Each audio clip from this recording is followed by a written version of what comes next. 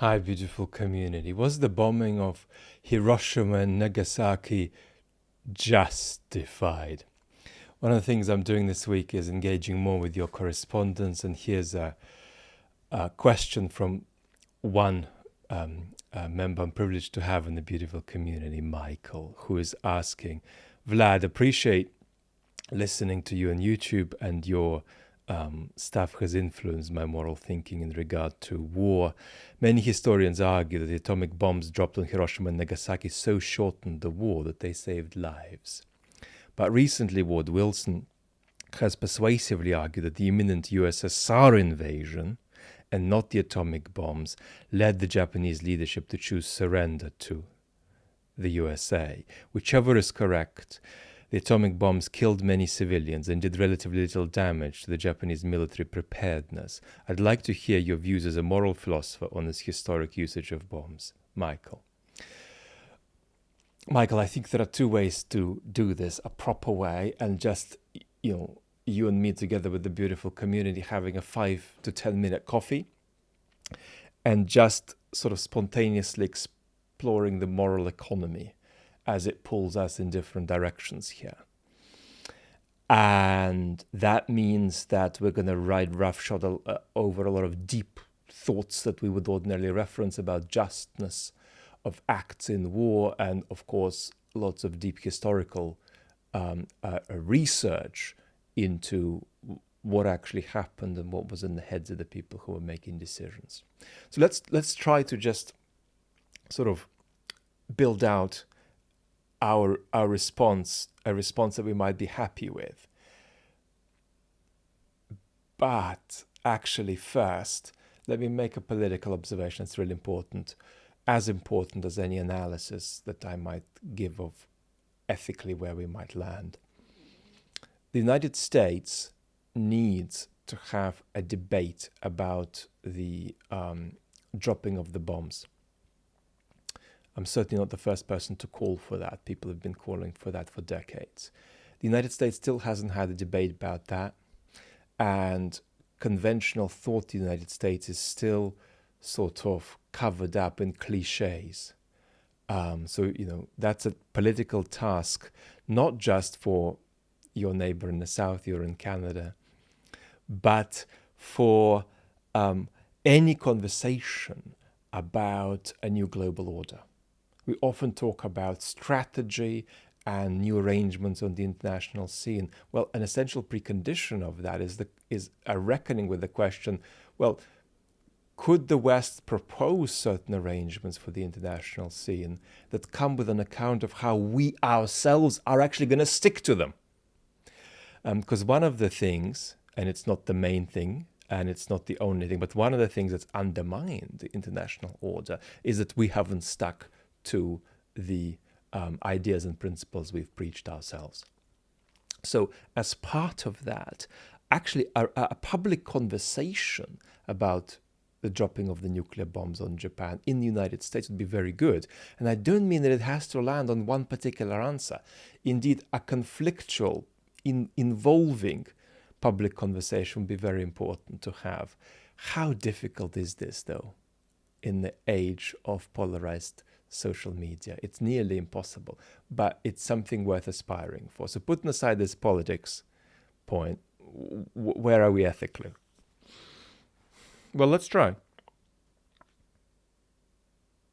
Was this a deliberate targeting of civilians? Yes.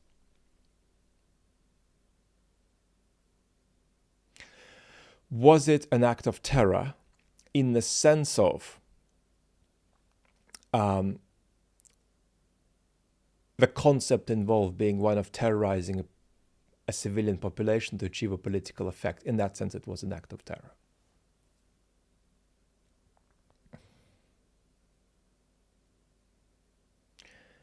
Did it contain grave and profound and irreparable wrong, such that any morally adequate human remotely connected to that act, not connected to it as a citizen of the country that produced the act, because that's certainly a place where you expect responsibility, but here we're talking about something stronger than just responsibility. Anybody involved in this act ought to feel very troubled by it until the end of their life. So it contained grave moral wrong. Now, so far, saying that it targeted civilians, that it's in a particular sense an act of terror and contained grave moral wrong, doesn't establish that it was wrong to do it yet.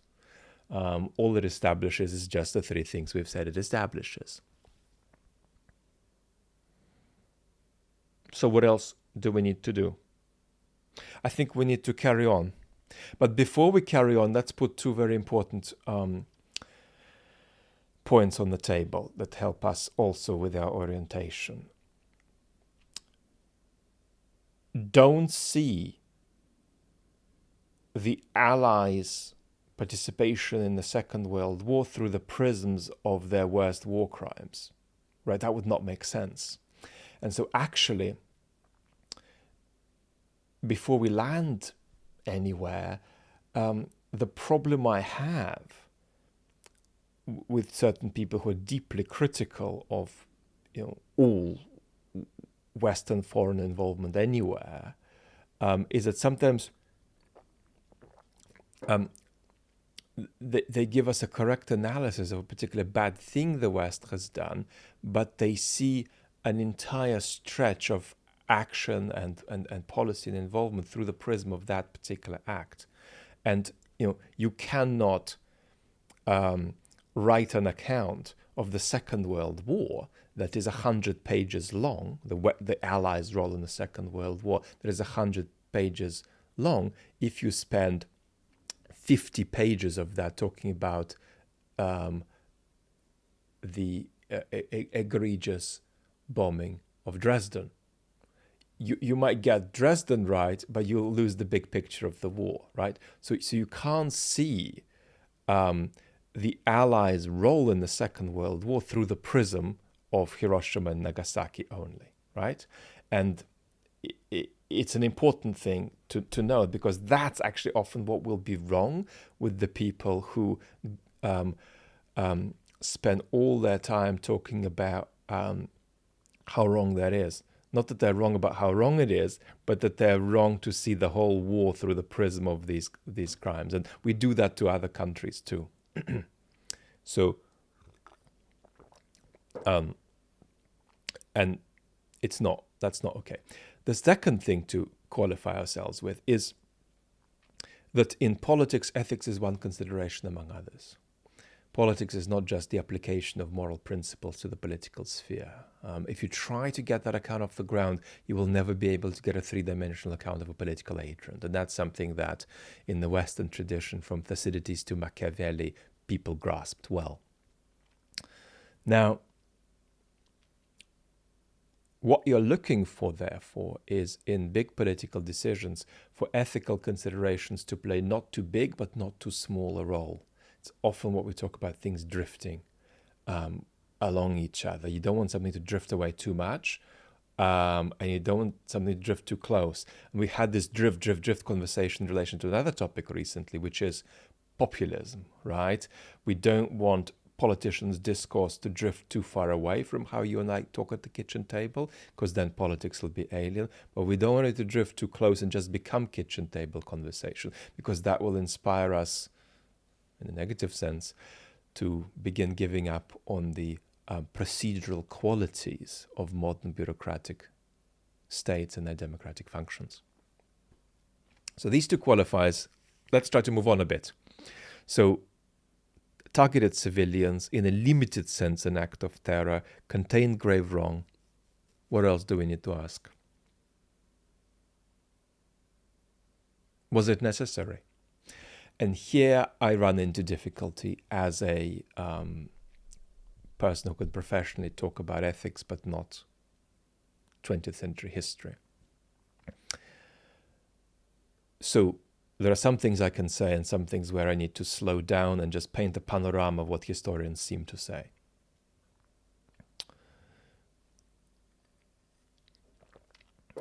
was it absolutely necessary is not the same question as were there elements of necessity involved. I think to say that it was absolutely necessary or supremely necessary, you would need to say that the survival of the United States was at risk, which it wasn't, or that grave harm would ensue that would impact very large numbers of American lives if he didn't drop the bombs. I think in that sense of necessity, it wasn't necessary.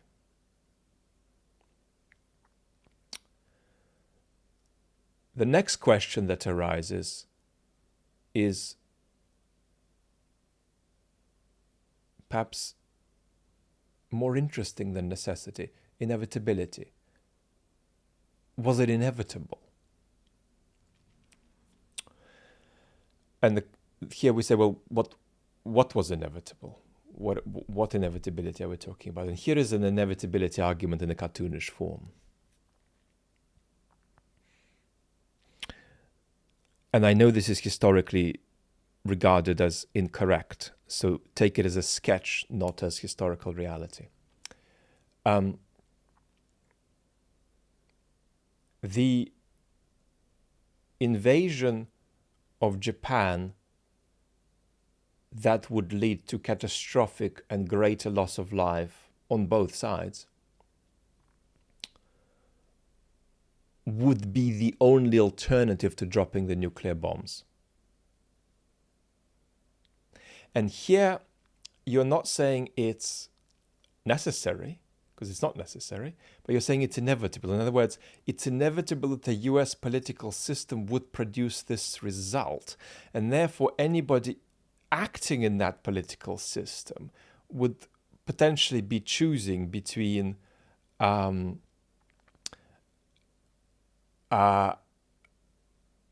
land invasion that would end up costing more lives and the nuclear bombs.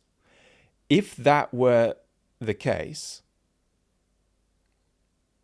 that land invasion is the inevitable choice, the only choice that system could generate, it's not the same as saying it's necessary. That could be because the system doesn't have an adequate grasp on what is necessary for it. But if that's what follows, then actors inside the system could have a strong case, at least, for saying either I step away or if I'm involved, I'm choosing between these two things. So it's a kind of a lesser evil argument generated not by the necessity of the act, which in ultimate existential terms I'm dismissing, but the inevitability of a worse alternative if this thing isn't done on any realistic picture of what political outcomes the system can generate. So that hypothetically would be probably the strongest argument at the individual level for the act, but it wouldn't, if you like, exonerate the system that generated the act. Now, historians now center, it seems to me, some of the considerations that were the publicly aired considerations at the time, that the alternatives would be worse. But they also center the business of the Soviet Union coming in as a very important factor. And they also center conversations about what conditional versus unconditional surrender would be. And that generates more possibilities, more options, right? That are options alternative to using the bomb. And I'm being deliberately caricatural because I don't want to take any side in the historical debate here. You see, that's important. But it seems to me that there is no historical consensus that today supports the argument that 1 million lives were saved by using the bomb. That seems to me just not what is generated by what professional historians cumulatively tell us. So given that, and also, of course, given the considerations around intimidating the Soviet Union at the start of the Cold War, it seems to me that the argument that this was the only result, that the only result the system could have produced instead of using the bombs is a result that would have led to even greater loss of life, that argument seems to me unpersuasive. So where have we landed? It's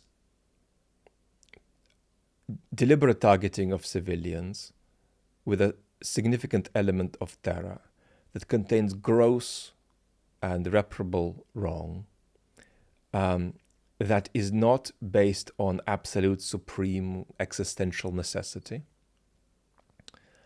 and that is not based on a picture of political inevitability that is entirely convincing either, in the sense that that system just wasn't capable of generating anything other than the bombs or something that would cost even more lives. And so allowing for the schematic sort of fictional version of the real history I've presented, the answer should be that it's not possible to say that was the right thing to do. Now, of course, even if you said it was the right thing to do, it would be a deeply unjust thing to do. You're killing innocent people. But I think that if you distinguish the words just from the words justified, and by justified you mean not just, but just whether it was an appropriate thing to do, the answer is that I recommend is no, it wasn't. And I think that's where we land, but where we land is less important than the steps we've walked through in this conversation. Thanks for being with me. Lots of love. Talk soon.